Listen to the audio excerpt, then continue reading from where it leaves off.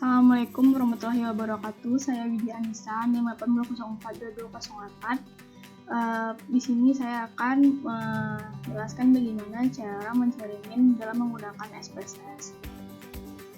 Dan yang sebelumnya saya telah membuat data di Microsoft Excel, yaitu yang ada data berat badan, umur, tinggi badan, yaitu mahasiswa kelas 7B. Proses pertama yaitu kita memindahkan nilai ini ke SPSS terlebih dahulu, yaitu yang pertama yang saya pindahkan yaitu data umur. Lalu kita ke data view.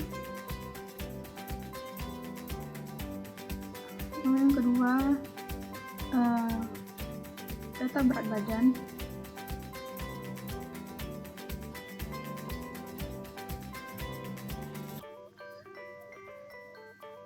Ini yang ketiga, tinggi badan.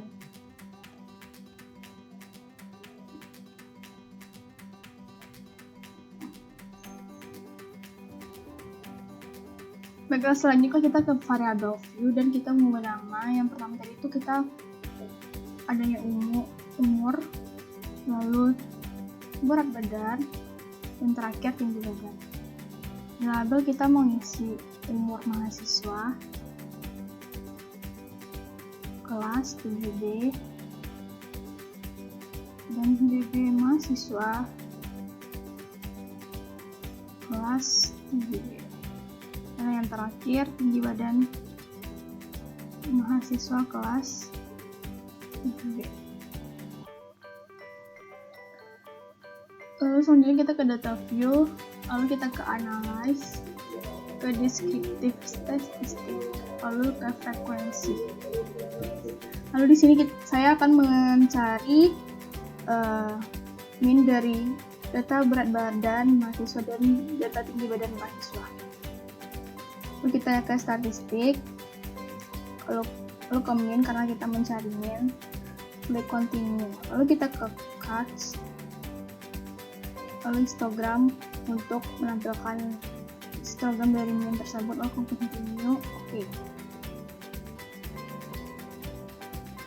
Nah, di sini bisa kita lihat min dari badan mahasiswa kelas 7B yaitu 52,72 dan tinggi badan dari mahasiswa kelas 7B rata-ratanya yaitu 160,7. Dan di sini ada tabel berat badan dan tabel tinggi badan mahasiswa kelas 7B, dan yang terakhir yaitu histogram atau diagram berat badan lalu tinggi badan mahasiswa. Baiklah, selanjutnya saya akan menjelaskan tentang korelasi ganda. Yang di sini saya telah mengubah umur menjadi Y dan berat badan menjadi X. Pada korelasi ganda berfungsi untuk mencari besarnya hubungan dan berkontribusi dua variabel bebas X atau lebih secara stimulan dan bersama-sama dengan variabel terikat. Maka di sini yang menjadi X yaitu berat badan dan yang menjadi Y di sini yaitu umur. Baiklah, selanjutnya kita ke analyze, ke regression, lalu linear.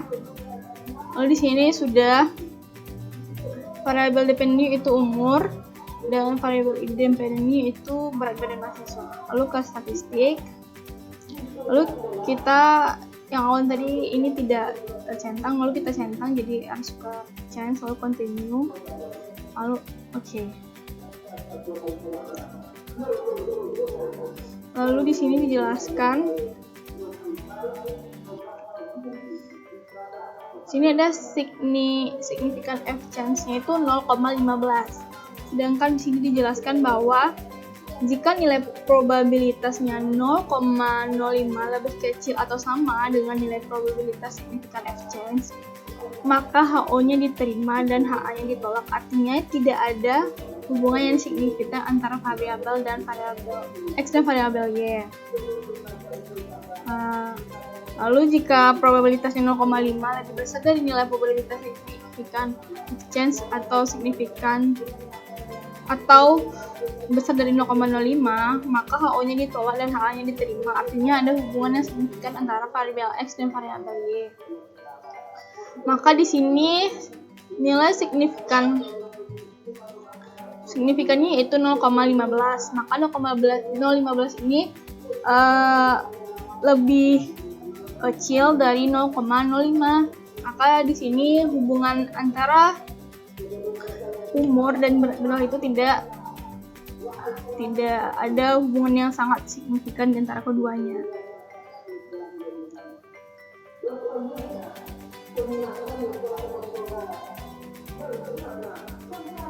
Dan di berat badan mahasiswa juga sama, yaitu nilai signifikan exchange-nya 0,15.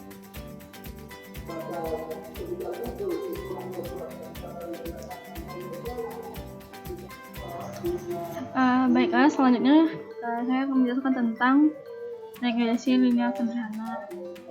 Regresi linear sederhana yaitu untuk mengukur besarnya pengaruh suatu variabel bebas atau variabel independen atau variabel prediktor atau variabel X terhadap variabel yang tergantung atau variabel dependen atau variabel predikat atau variabelnya. Syarat kelayakan yang harus terpenuhi kita saat kita menggunakan regresi linear sederhana yaitu jumlah sampel yang digunakan harus sama, jumlah variabel X adalah 1, nilai residu harus berdistribusi normal, terdapat hubungan linear antara variabel bebas X dengan variabel terikat Y, terjadi gejala heteroskedastisitas, lalu yang terakhir itu tidak terjadi gejala autokorelasi. Selanjutnya kita langsung ke SPSS-nya. Ini tidak jauh beda dengan korelasi berganda tadi. Itu kita ke regression, linear, dan variabel dependennya itu umur, dan independennya berat badan mahasiswa. Statistik kalau oke. Continue. Oke, tapi di sini kita lebih berfokus kepada model summary dan koefisien.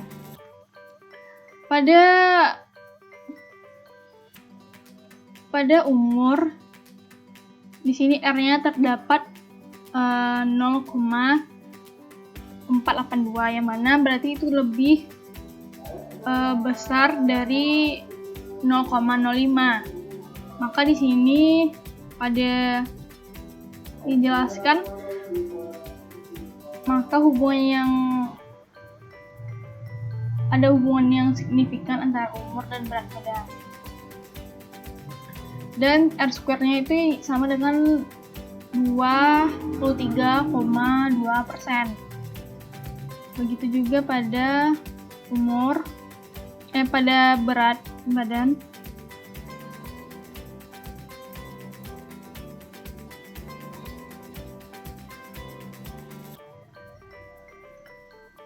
Pada berat badan sama, R-nya 0,482 dan R-square-nya 0,232.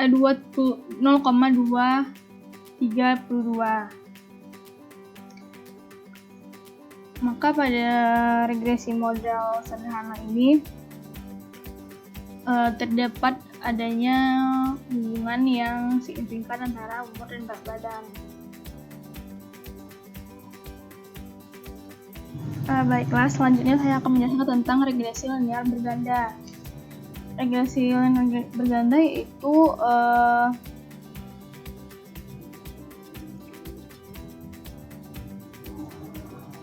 merupakan metode atau teknik analisis hipotesis penelitian untuk menguji ada tidaknya pengaruh antara variabel satu dengan variabel lainnya. Berarti di sini terdapat lebih dari satu variabel. Maka dari itu, di sini saya akan menjadikan tinggi badan menjadi X2. Kita ke variabel view dan ini X2.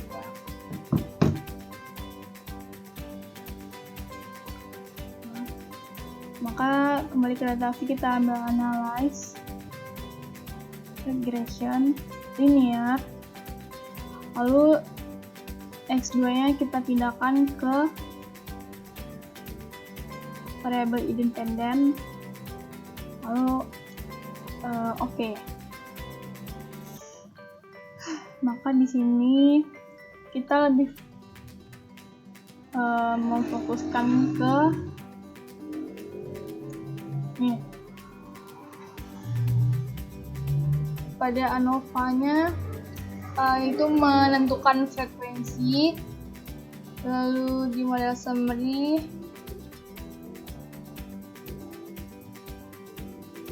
di koefisiennya itu besar dari 0,05.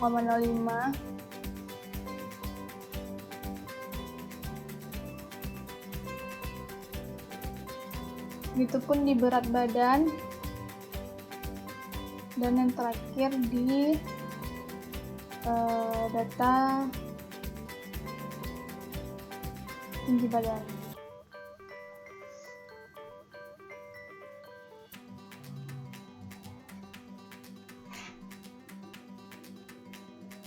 Dan di sini terdapat di koefisien data tinggi badan itu terhadap hubungan min pada standar koefisien data.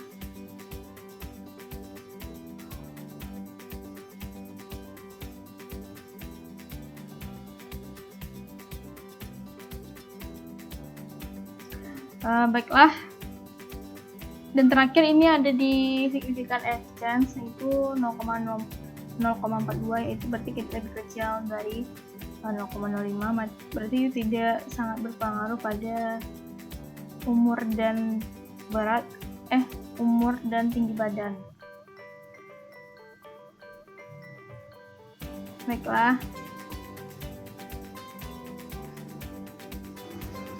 Baiklah, selanjutnya saya akan menjelaskan tentang uji statistik komparatif one sample test dan two sample test. Yang pertama yaitu kita akan menguji one sample test. Terlebih dahulu kita ke analyze, compare means, lalu ke one sample test. Di sini saya akan memindahkan variabel berat badan saja. Lalu test value-nya kita jadikan 100. Oke. Ini sini terdapat one test statistiknya min-nya 25,72, standar deviasinya 10,8, dan standar elemennya 2,1. Ini sini signifikannya 0,00. Baiklah, selanjutnya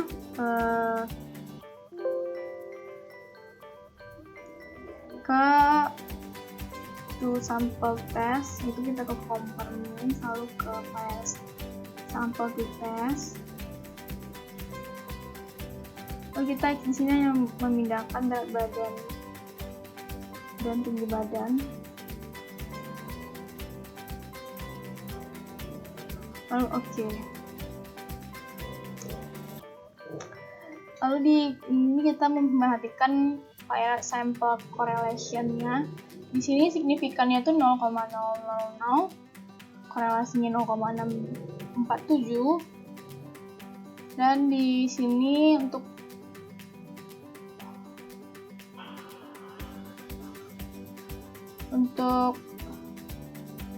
tinggi badannya 10,81 dan standar error min-nya 2,1. Dan berat badan mahasiswa di sini signifikannya ada 0,000.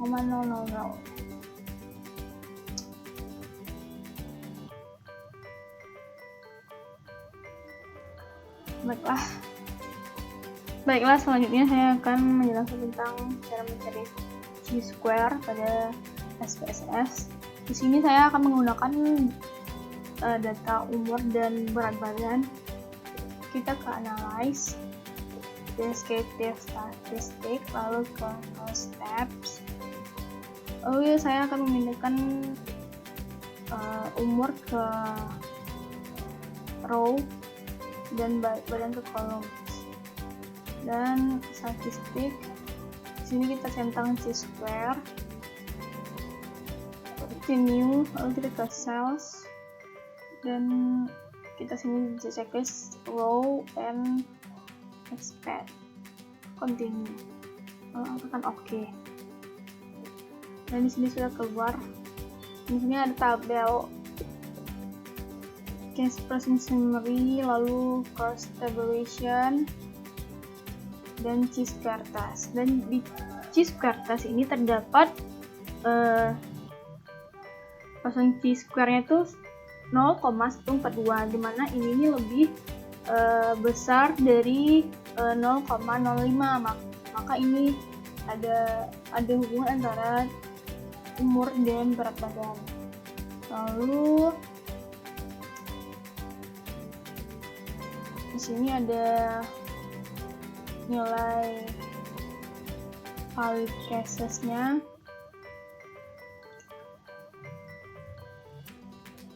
Dan di case processing summary-nya tuh ada banyak data, persen, missing cases, dan total. Baiklah, sekian dari saya. Apabila ada kesalahan, mohon dimaafkan. Assalamualaikum warahmatullahi wabarakatuh.